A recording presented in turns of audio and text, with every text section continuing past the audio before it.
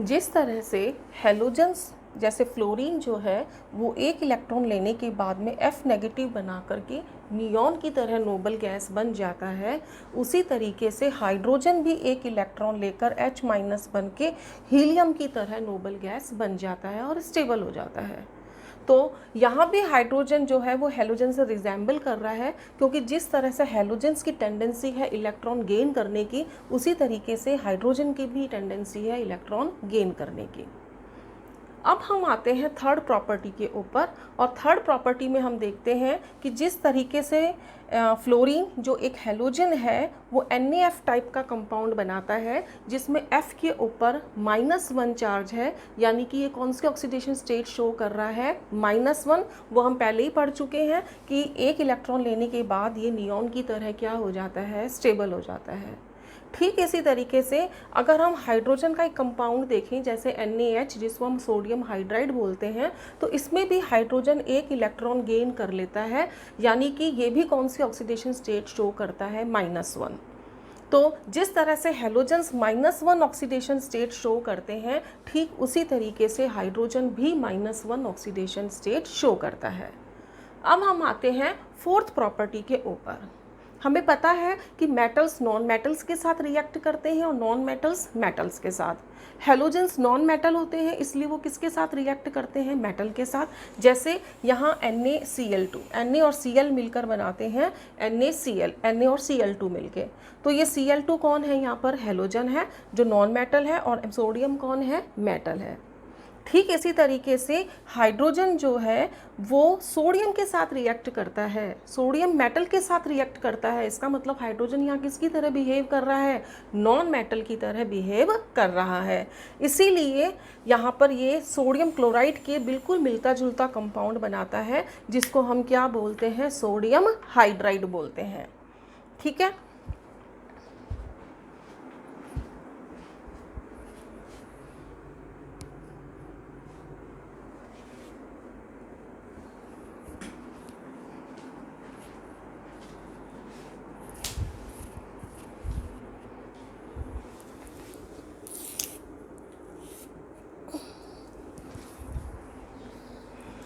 अब आते हैं हम फिफ्थ प्रॉपर्टी के ऊपर, जो है एटॉमिसिटी।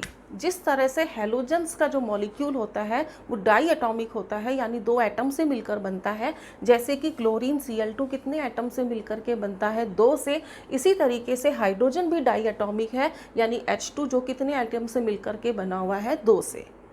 अब हम आते हैं कोवेलेंट बॉन्ड पे, कि जिस तरह से हेलोजेंस कोवेलेंट बॉन्ड बना सकते हैं, उसी तरीके से हाइड्रोजन भी कोवेलेंट बॉन्ड बनाता है।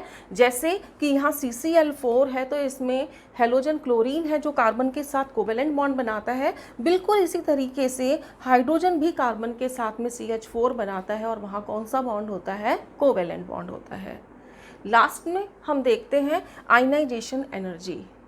जिस तरह से हेलोजेंस की आयनाइजेशन एनर्जी हाई होती है, because they do not want to lose electron, they want to gain electron. In the same way hydrogen जो है उनकी भी आयनाइजेशन एनर्जी हाई होती है।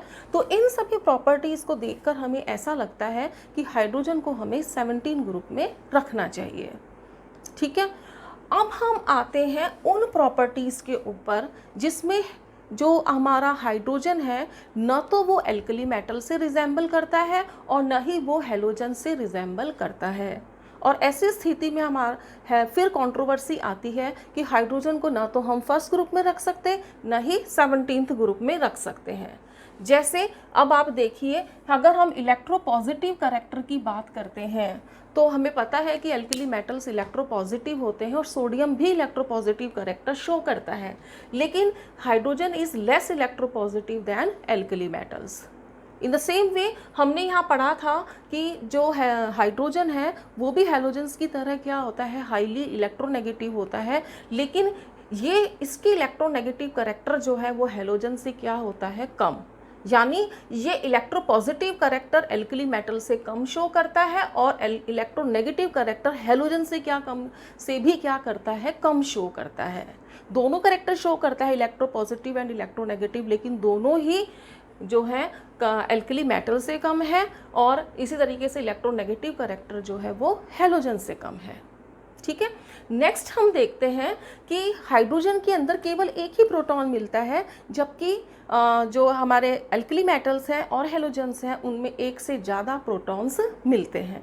और सबसे बड़ा डिफरेंस देखिए कि जो एल्कली मेटल के ऑक्साइड्स होते हैं जैसे कि Na2O सोडियम ऑक्साइड, ये बेसिक कैरेक्टर का होता है। इन द सेम वे हेलोजन का जो ऑक्साइड है Cl2O7, ये एसिडिक कैरेक्टर शो करता है। लेकिन जो हाइड्रोजन का ऑक्साइड है वाटर हाइड्रोजन का ऑक्साइड है, वो कैसा होता है? न्यूट्रल।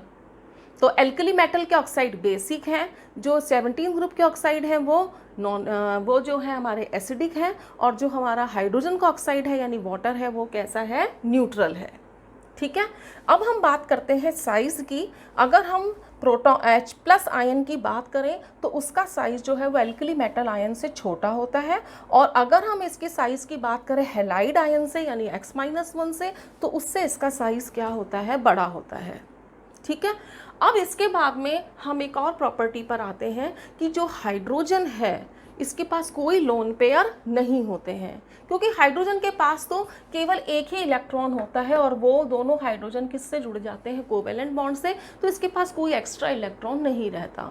लेकिन अगर हम हेलोजन्स की बात करते हैं तो हेलोजन्स की वैलेंस शेल में 7 इलेक्ट्रॉन्स होते हैं, उनमें से एक एक इलेक्ट्रॉन शेयर कर लेता है, तो उनके पास 3 लोन पेयर्स बच जाते हैं।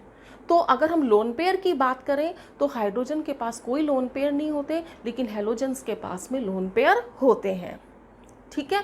इसके बाद में अगर हम बात करते हैं, एक प्रॉपर्टी जो मैंने आपके बीच में छोड़ दी थी, मैंने कहा था बाद में समझाऊंगी, वो था लिबरेशन एट कैथोड, जिसमें हम एल्कली मेटल्स के साथ हाइड्रोजन की रिजेम्बलेंस को शो कर रहे थे। और इसके अंदर हम ये कह रहे हैं कि एल्कली मेटल का कंपाउंड है NaCl जो मोल्टन स्टेट में है, और अगर हम इसका इलेक्ट्रोलिसिस करते हैं तो हमें सोडियम कहाँ मिलता है? कैथोड पे मिलता है। ठीक इसी तरीके से अगर हम HCl एक्वस लेते हैं जो हाइड्रोजन का कंपाउंड है और उसमें इलेक्ट्रिसिटी पास करते हैं तो कैथोड पर हमें क्या मिलती है? हाइड्रोजन। जैसे सोडियम हमें कैथोड पे मिला, वैसे ही हाइड्रोजन भी हमें कहाँ मिलती है? कैथोड पर मिलती है। तो इस तरह से जो हमारा हाइड्रोजन है वो किससे रिजेंबल करता है? एल्कली मेटल से।